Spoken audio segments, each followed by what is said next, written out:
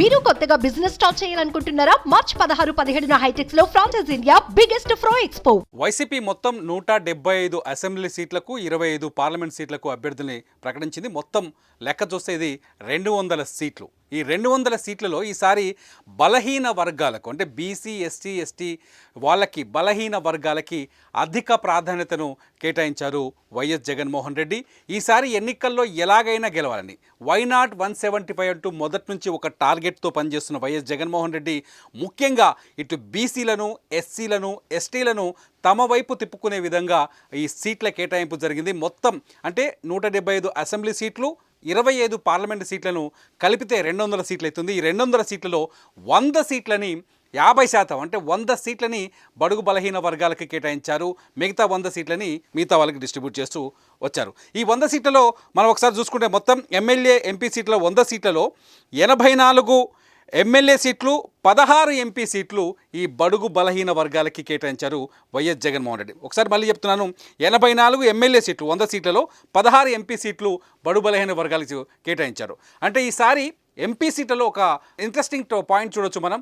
16 మంది BC, SC, ST బలహీన వర్గాలు, ఇతర బలహీన వర్గాల వాళ్ళు ఉంటే 9 మంది ఓసీలకు ఇచ్చాడు. ఇక్కడ 9 సీట్లు మాత్రం అంటే 50% కంటే ఎక్కువ సీట్లని కేటాయించారు ఎంపీ సీట్లలో. ఇకపోతే 175 ఎమ్మెల్యే సీట్లలో ఎలా ఉందంటే ఎస్సీలకి 29, ఎస్టీలకు 7, బీసీలకు 48, ఓసీలకు 91, మొత్తం మహిళలకి మొత్తం కలిపి మహిళలకి మైనార్టీలకు 7 సీట్లు ఇచ్చాడు, మహిళలకి 19 సీట్లు. అంటే అన్ని వర్గాల్లో ఉన్న మహిళలకు కలిపి మొత్తం 19 సీట్లు ఇచ్చారు.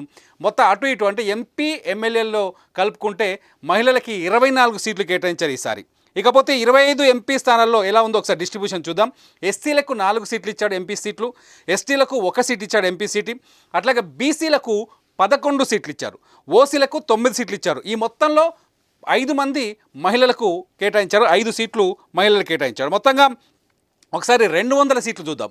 175 ప్లస్ 25 సీట్లకు చూస్తే ఎస్టీలకు 33 వచ్చాయి, మొత్తంగా ఎస్టీలకు 8 సీట్లు వచ్చాయి, బీసీలకు 59 సీట్లు వచ్చాయి, ఓసీలకు 100 సీట్లు వచ్చాయి, ఇలా మైనార్టీలకు 7 సీట్లు వచ్చాయి. మొత్తంగా మహిళలకు అన్ని వర్గాల నుంచి వచ్చిన మహిళలకు 24 సీట్లు వచ్చాయి. ఒకసారి 2019తో పోలిస్తే ఈసారి ఏం మార్పులు చేశారు, ఎన్ని సీట్లను పెంచారు ఒకసారి లెక్క చూద్దాం. ఒకసారి 2019లో ఎస్టీలకు 29 సీట్లు ఇచ్చారు, ఈసారి కూడా ఎస్టీలకు 29 సీట్లనే రిజర్వ్ చేశారు. ఎస్టీలకు 7 సీట్లు ఇచ్చారు 2019లో, ఈసారి కూడా 7 సీట్లు ఇచ్చారు. బీసీలకు అంటే బీసీల సీట్ల సంఖ్య పెంచారు. ఇక్కడ 2019లో 41 సీట్లు బీసీలకు కేటాయిస్తే ఈసారి 48 సీట్లు అంటే 7 సీట్లను పెంచారు అదనంగా. ఇకపోతే మొత్తంగా 77 సీట్లు మాత్రమే గతంలో మొత్తం 175 ఎమ్మెల్యే క్యాండిడేట్స్లో 77 సీట్లు ఇస్తే గతంలో ఈసారి బడుగు బలహీన వర్గాలకి మొత్తం 84 సీట్లను పెంచారు. ఇక ఉమెన్ అండ్ మైనార్టీ కేటగిరీలోకి వస్తే ఎమ్మెల్యే అభ్యర్థుల్లో మహిళలకి గతంలో 2019లో 15 సీట్లు ఇస్తే 2024లో ఇప్పుడు రాబోయే ఈ ఎలక్షన్స్కి గతంలో 15 సీట్లు ఇస్తే 2019లో 15 సీట్లు ఇస్తే ఇప్పుడు 2024లో 19 సీట్లు కేటాయించారు. మైనార్టీలకు 2019లో 5 సీట్లు ఇస్తే ఈసారి 7 సీట్లని కేటాయించారు. ఇకపోతే విమెన్ కాన్స్టిట్యున్సీలో చూద్దాం ఒకసారి. ఎంపీ అభ్యర్థుల జాబితా గతంలో 2019లో ఇచ్చిన ఎంపీ కేటగిరీ అంటే కులాల వారీగా కావచ్చు, సామాజిక వర్గాల వారీగా చూస్తే 2019కి 2024కి ఎంపీ అభ్యర్థుల సంఖ్య ఎలా మారిందో ఒకసారి చూద్దాం. ఎస్సీలకి 2019లో 4 సీట్లు ఇచ్చారు, ఈసారి కూడా 4 సీట్లు ఇచ్చారు. ఎస్టీలకి 2019లో 1 ఇచ్చాడు, ఈసారి 1 సీట్ ఇచ్చాడు.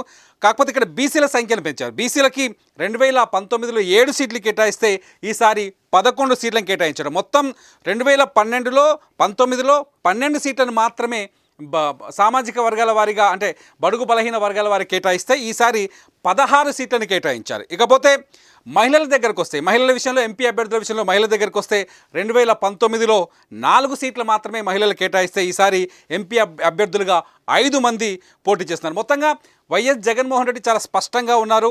ఒక మాట కూడా మాట్లాడారు ప్రెస్ మీట్లో, నేను ఈసారి హ్యాపీగా లేను ఎందుకంటే మహిళలకి ఎక్కువ సీట్లు కేటాయించలేకపోయాను అని చెప్పుకుంటూ వచ్చారు. ఇకపోతే ఈ లిస్టులో గతంలో చాలా సస్పెన్సివ్గా కొన్ని పేర్లు వినిపించాయి.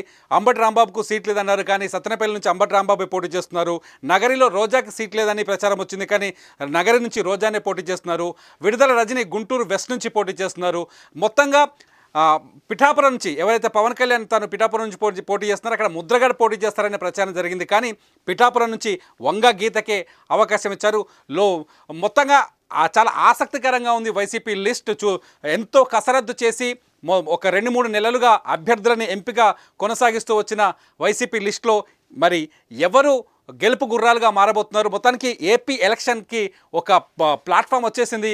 అటు టీడీపీ అభ్యర్థులు ఖరారయ్యారు, ఇటు వైసీపీ అభ్యర్థులు ఖరారయ్యారు. చూద్దాం ఎవరి బలాబలాలు ఎలా ఉండబోతున్నాయో. సుమన్ టీవీలో మీ పర్సనల్ అండ్ బిజినెస్ ప్రమోషన్స్ కోసం కింది నెంబర్కి కాంటాక్ట్ చేయండి.